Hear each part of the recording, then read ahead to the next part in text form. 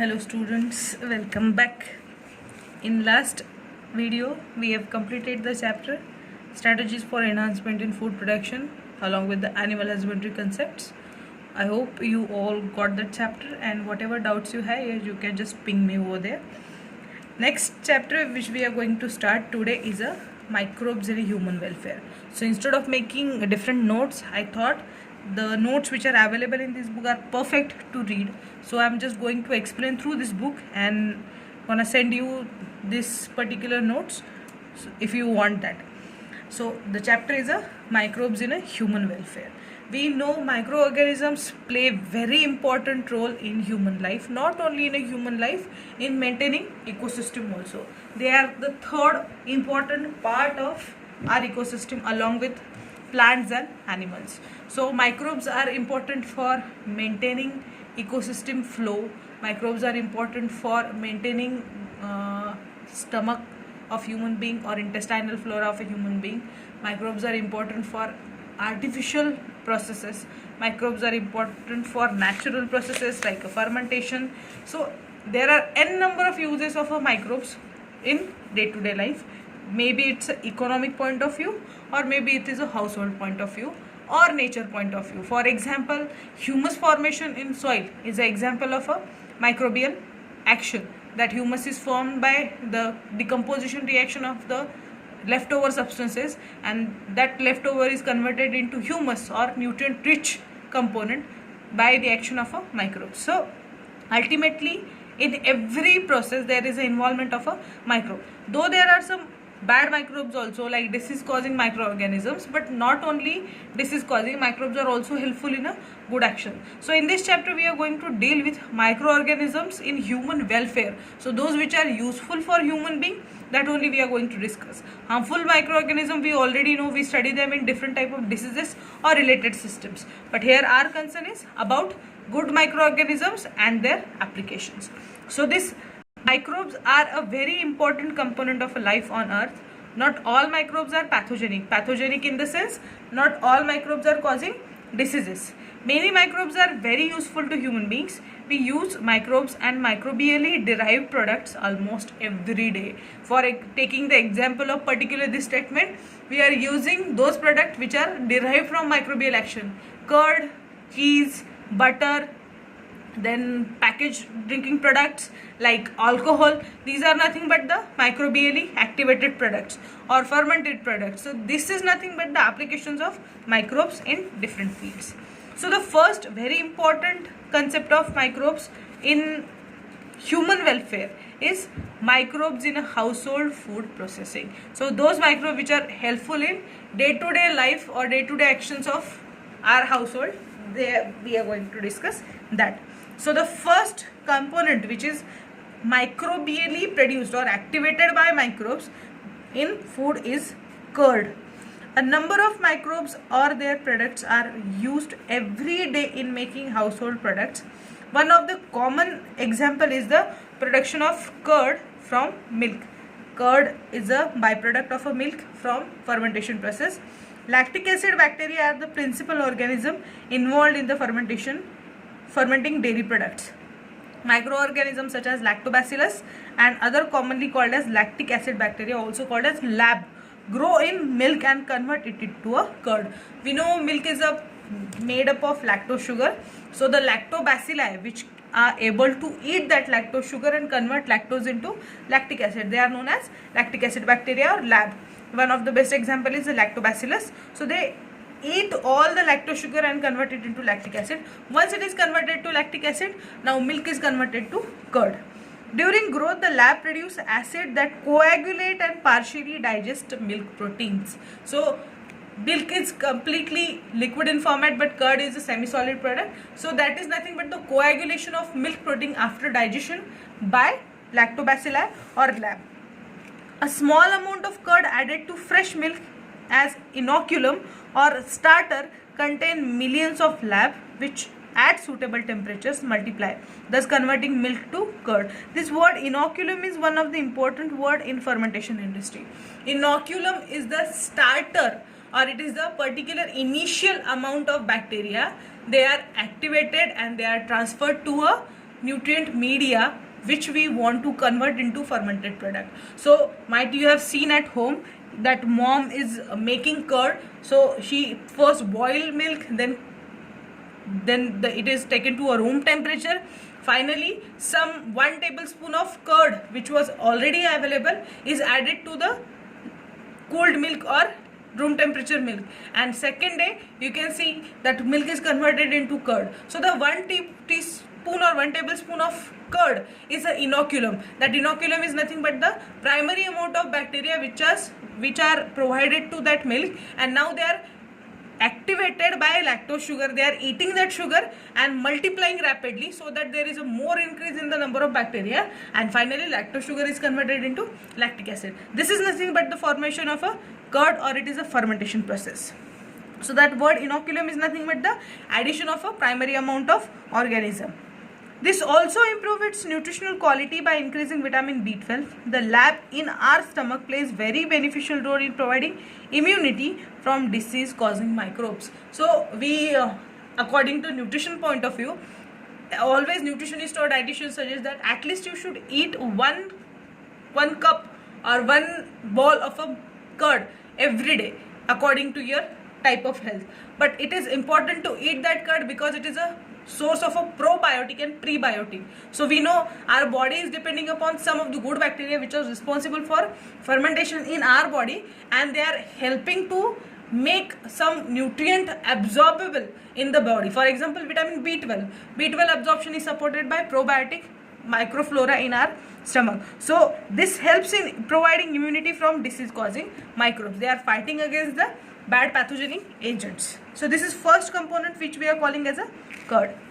Second is a dough. Dough may be of different type. Now it may be dough of idli or dosa, or it may be a dough of dhokla, or it may be a dough of all-purpose flour for various product making. So first, fermentation of idli or dosa batter is carried out largely with the help of bacteria like Leuconostoc mesenteroides and Enterococcus faecalis. The puffed up appearance dough is due to production of CO2 gas. The dough used for making bread is fermented using baker's yeast, which is a Saccharomyces cerevisiae. So dough, whatever type of dough is available, we know idli and dosa is generally made from either rava or it may be made from the rice and dal mixed together. So that rice and dal are added with the specific amount, and they left over for the night for fermentation process. So once they are mixed together, the bacteria which are able to ferment them, they produce CO2, and there is a puffing of a particular dough, and that dough is ready for making whatever product we want. And that bacteria which are helping this idli and dosa fermentation are Leuconostoc mesenteroides and Enterococcus faecalis. And specifically the bread which we are using day to day in a life, that bread is made from baker's yeast, which is known as Saccharomyces cerevisiae. Now this baker's yeast is available in inactivated granule formats also, which generally used in baking products or bakery industry. So this is the dough fermentation. First one was a curd, second one was a dough. Now third one is a drinks. A number of traditional drinks and foods are also made by fermentation by the microbes. Like example, palm wine, also called as palm toddy, is also called kallu. A traditional drink of some parts of southern India is made by fermenting sap from palm. Palm trees which are abundantly available in southern side of the India, that palm trees give the fruit, and that palm fruit are taken out, or palm trees leaves are taken out, they are fermented, and the drink which is made is known as either palm wine or palm toddy or kallu. So these are the drinks made by production or fermentation process. Generally, lab are important in the fermentation of food products. Example, dairy, meat, vegetables like cabbage, carrot, cucumbers, fruits, soft bamboo shoots, and beverages. Include only certain species of genera. Example, Lactobacillus, Lactococcus, Streptococcus, Leuconostoc, and Pediococcus. So in fermentation industry, these 5 bacteria are mostly seen. It is not that other bacteria are not taking part, but efficient fermentation process according to the substrate available is definitely carried out by these type of bacteria, which are Lactobacillus, Lactococcus, Streptococcus, Leuconostoc, and Pediococcus. Some of these species are also members of normal flora of the mouth, intestine and vagina of mammals. So these bacteria are not only residing in environment, some of these bacteria are also residing in human body at different locations and helping to prevent human body from pathogenic attack, helping to develop immunity and also in the digestion process. For example, they are also present in a mouth, intestine or vagina of a mammal. Vagina is nothing but the sexual part or reproductive part of the female reproductive system. Microbes are also used to ferment fish, soybean and bamboo shoots to make foods. This is a particular practice carried out in a specific rare parts of the world, not only India but world, where this particular to ferment fish, soybean or bamboo shoots which is used as a food, there is a use of a microbe by the process of a fermentation. So this is nothing but the formation of a drinks. Next one is the cheese, a well-known product in most of the fast food industry or in a day-to-day life, or a source of a protein, high protein for vegetarians or vegans. Cheese is one of the oldest food item in which microbes were used. Different varieties of cheese are known by their characteristic texture, flavor and taste. The specificity coming from the microbes used. So cheese is always made from milk and there is a fermentation process, and texture, variety, size, shape of cheese is completely different from each other. We know multiple numbers of different varieties of cheese are available. Cheese is prepared by coagulation of a casein and other minor milk protein by an enzyme rennin extracted from calf gastric mucosa. Gastric mucosa produces rennin enzyme which is generally inactive in adults, but that rennin is artificially taken out from calf gastric mucosa and it is acted on milk and conversion of the minor milk proteins like caseins in presence of enzyme rennin. Streptococcus and Lactobacillus species are involved in the manufacturing of most cheese. In cheese manufacture, microbes are important in both souring and ripening process. Camembert and Brie cheese are ripened with the help of Penicillium camemberti, responsible for giving their distinctive taste. The most recognizable characteristic Swiss cheese is its large holes with punctuate the pale yellow exterior, which is generally shown in the cartoons like Tom and Jerry, although it's a very silly example, but yes, to remember that Swiss cheese is a type of cheese which is shown in the Tom and Jerry show. Then these holes are also called as eyes, are caused by production of large amount of CO2 within the cheese curd during the ripening period by a bacterium named Propionibacterium charmani. The semi-solid blue Roquefort cheese or France is ripened by growing a specific fungi, Penicillium roqueforti, on them, which gives them a particular flavor. So cheese, we know we are eating cheese from longer time period, and this is age-old product by fermentation industry, and use of cheese or production of cheese is dependent upon variety of bacteria or variety of fungus used for making and ripening of cheese. Just making is not a perfect process. Ripening, that is giving it a final flavor, is also important in terms of a cheese production, and it is one of the difficult tasks for a cheese production. It takes a lots of effort, though it is done manually or it is mechanically. Next product is yogurt. Curd and yogurt, these two are completely different thing. Most of the people are in a misunderstanding that curd and yogurt is same, but definitely curd and yogurt are different from each other. Yogurt is a preserved milk product having a distinct taste and thick texture than milk. Yogurt is made by fermenting whole milk with a mixture of Lactobacillus bulgaricus, Streptococcus lactis, Streptococcus thermophilus at 40 degrees Celsius temperature. So yogurt is completely different from curd, because curd can be fermented at room temperature. There is no specific temperature requirement, but here 3 different type of bacteria and 40 degrees Celsius temperature is one of the important factor for making yogurt. Yogurt gets its flavor by the accumulation of lactic acid and acetaldehyde. So lactic acid, along with lactic acid, there is a presence of acetaldehyde and CO2 is liberated. This is about microbes in a household food processing. So the processing which is done in a household include curd, doughs, different type of doughs, drinks, cheese and yogurt. So these were the household products. Next concept is a microbes in a industrial production. Now when we are discussing industrial production, fermentation is a common process, but products made from this fermentation according to economic point of view are completely different from each other. So this industrial fermentation is deviated into many fields, and here we are going to discuss some of them. For example, making of beverages, making of antibiotics, making of vitamins, making of medicines, etc. So once industry is getting deviated, definitely the processing and requirement of a bacterium is deviated. Even in industry, microbes are used to synthesize a number of products valuable to human beings. Example, beverages and antibiotics. The science of enology, Greek word enos means wine, deals with the production of wine. Yeast, Saccharomyces cerevisiae, is the most important and most extensively used microorganism in biotechnology. Large scale fermentation by yeast is responsible for production of alcohol.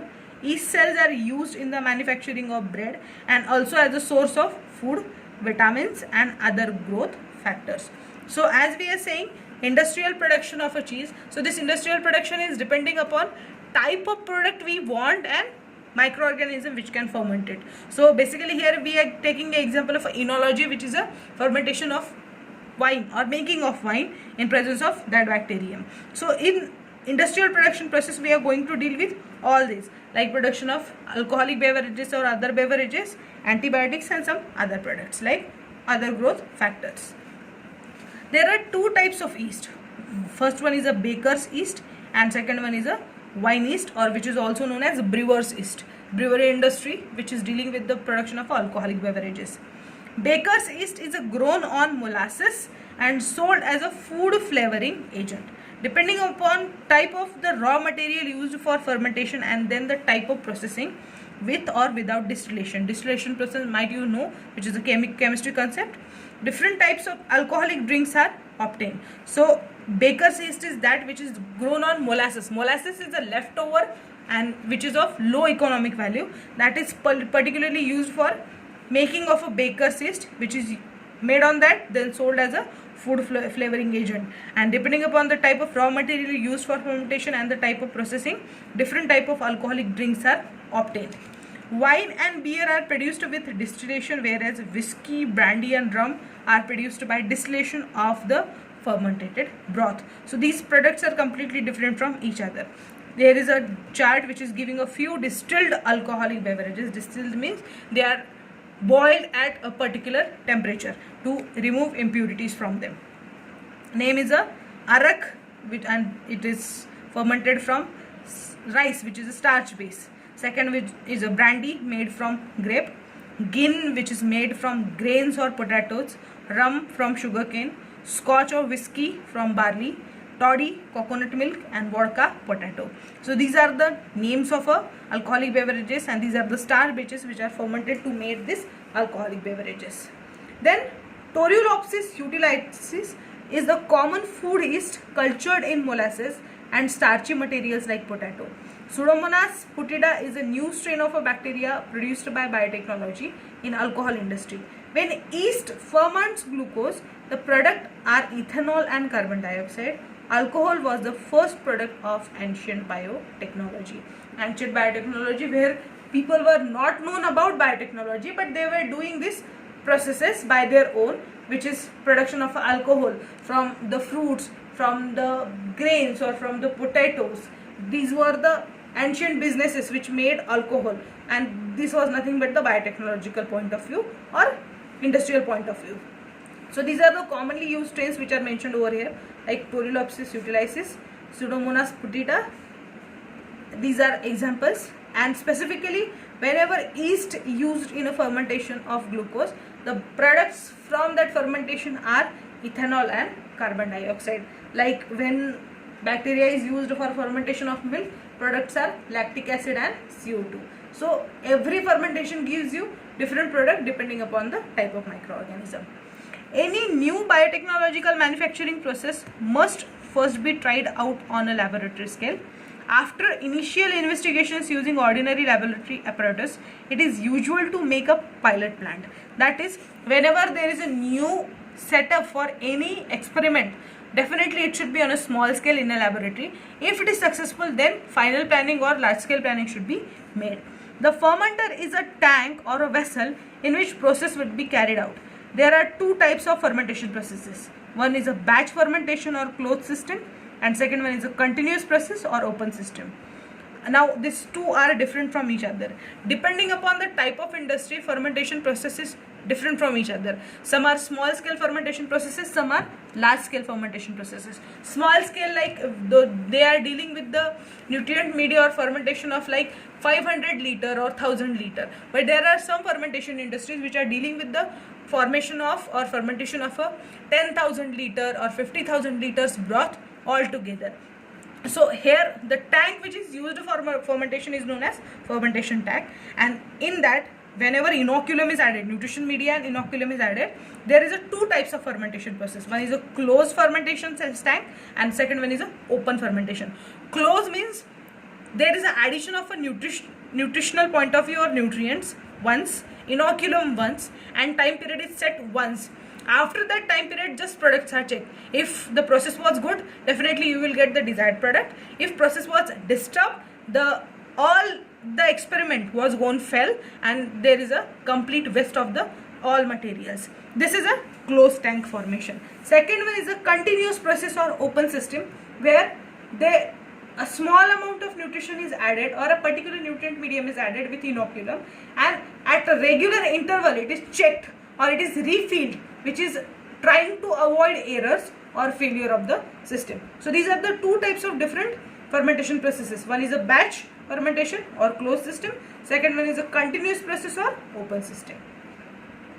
Downstream processing is the name given to the stage after fermentation. Like after your fermentation, the products which you want, they are not ready. They should be processed further. Like there are some impurities in the product, so that impurity should be removed. Their cleaning, their packaging, and further their marketing. These are the downstream processing which are after fermentation, when desired product is recovered and purified.